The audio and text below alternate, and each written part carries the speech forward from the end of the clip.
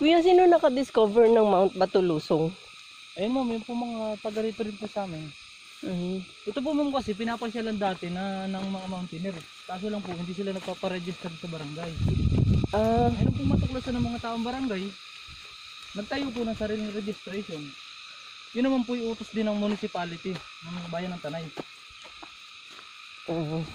Na lahat po naakyat ng mga turista, magdadaan po muna sa barangay para makapagpa-register po sila at mabigyan sila ng mga tour guide.